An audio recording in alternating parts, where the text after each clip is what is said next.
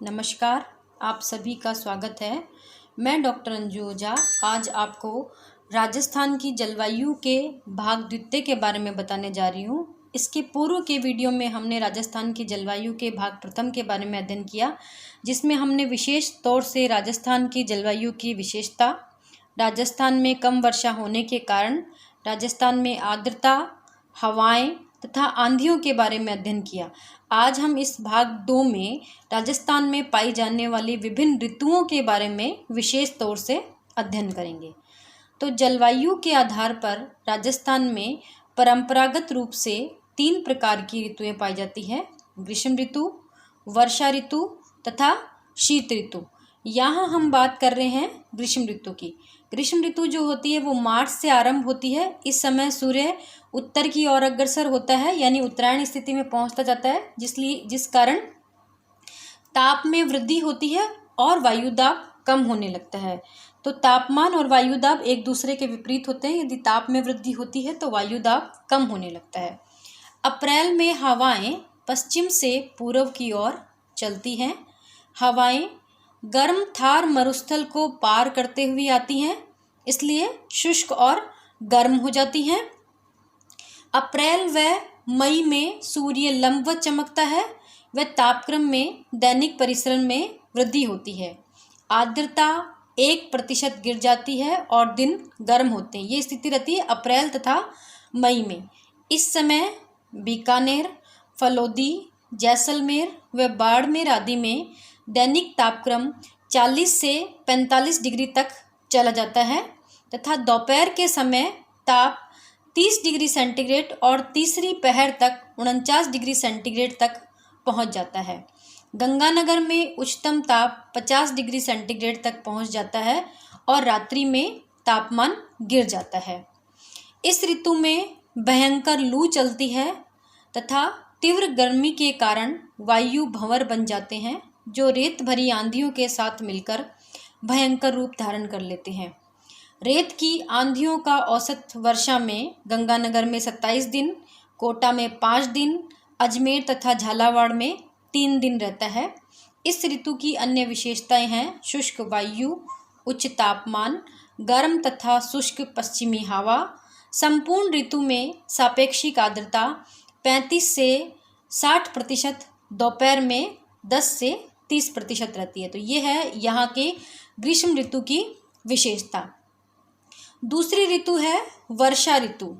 मानसूनी हवाएं हिंद महासागर को पार करते ही 2 शाखाओं में बढ़ जाती है। तो जो मानसूनी हवाएं आती है वो जैसे ही हिंद महासागर को पार करेंगी वो 2 शाखाओं में बढ़ जाएंगी। एक शाखा कहलाती है बंगाल की खाड़ी की शाखा और दूसरी शाखा कहलाती है अरब सागर की शाखा।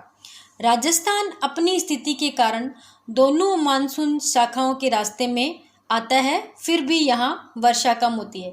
यानी राजस्थान की जो स्थिति है वो कुछ इस तरह की है कि दोनों मानसूनों के रास्ते में आता है, फिर भी यहाँ पर वर्षा कम होती है। राज्य में वर्षा जून से सितंबर की अवधि में होती है। 50 सेंटीमीटर की समवर्षा रेखा राज्य को 2 भागों में बांटती है। इस रेखा में दक्षिण व पूर्व में वर्षा अधिक होती है। दक्षिण में स्थित आबू पर्वत राजस्थान में सबसे अधिक 150 सेंटीमीटर वर्षा प्राप्त करता है। अरावली के पूर्व में 90 सेंटीमीटर से अधिक वर्षा कहीं भी नहीं होती है, जबकि शुष्क पश्चिमी भागों का वर्षा का औसत 25 सेंटीमीटर से भी कम रहता है। वर्षा पूर्व से पश्चिम की ओर कम होती जाती है तथा दक्षिण पश्चिम से उत्तर पूर्व की ओर कम होती जाती है। राजस्थान में अधिकांश वर्षा जुलाई अगस्त में होती है तथा सितंबर में कम होती है। राजस्थान में वर्षा का वार्षिक औसत 57.51 सेंटीमीटर है। तो ये हम देख रहे हैं वर्षा ऋतु के बारे में। और राजस्थान दोनों मानसून शाखाओं के मध्य में आता है, के रास्ते में आता है, लेकिन फिर भी यहाँ कम वर्षा होती है। इसके जो कम वर्षा के कारण है हम वो अपने पहले के वीडियो में अध्ययन कर चुके हैं। अब हम बात करते हैं तीसरी ऋतु, जिसका नाम है शीत ऋतु। शीत ऋतु को 2 भागों में बांटा गया है। नंबर 1 है मानसून प्रत्यावर्तन काल ऋतु, जो कि चलती है अक्टूबर से मध्य दिसंबर तक, और दूसरी है शीत ऋतु, जो मध्य दिसंबर से फरवरी तक चलती है। अब हम बात कर रहे हैं मानसून प्रत्यावर्तन काल ऋतु, जो अक्टूबर से मध्य दिसंबर तक रहती है। दक्षिणी पश्चिमी मानसून और अंतःकटिबंधीय सीमांत के प्रत्यावर्तन के पश्चात कुछ समय के लिए तापक्रम में थोड़ी सी वृद्धि होती है।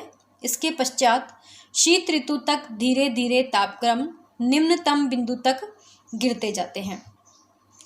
इस समय समग्र राजस्थान में अक्टूबर माह में तापक्रम साधारणतः सम होते हैं व नवंबर का महीना ठंडा होता है। आबू पर्वत का तापक्रम आसपास के क्षेत्रों से काफ़ी कम होता है क्योंकि यह अधिक ऊंचाई पर है। मानसून प्रत्यावर्तन काल में हवाएं काफ़ी शांत, बहुत हल्की व अत्यधिक परिवर्तनशील होती है। अब हम यहाँ बात कर रहे हैं शीत ऋतु की। राज्य के उत्तरी भागों में उत्तरी पश्चिमी हवाएं और दक्षिणी एवं दक्षिण पूर्व में उत्तरी पूर्वी हवाएं भारत के प्रति चक्रवातीय कोण के कारण उत्पन्न होती है।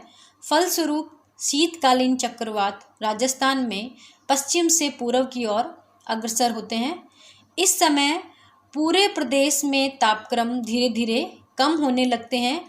वर्षा या तो बहुत कम होती है या बिल्कुल नहीं होती। तो ये शीत ऋतु की विशेषता है कि वर्षा होती नहीं है या होती तो बहुत कम होती है। शीत वर्षा, जिसे स्थानीय भाषा में मावट कहते हैं, पश्चिमी विक्षोभों के साथ जुड़ी होती है जो कभी कभी मई तक चालू रहती है।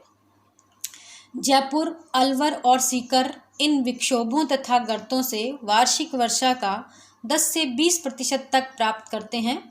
जनवरी व मई माह की समताप रेखाओं में काफ़ी विषमता रहती है।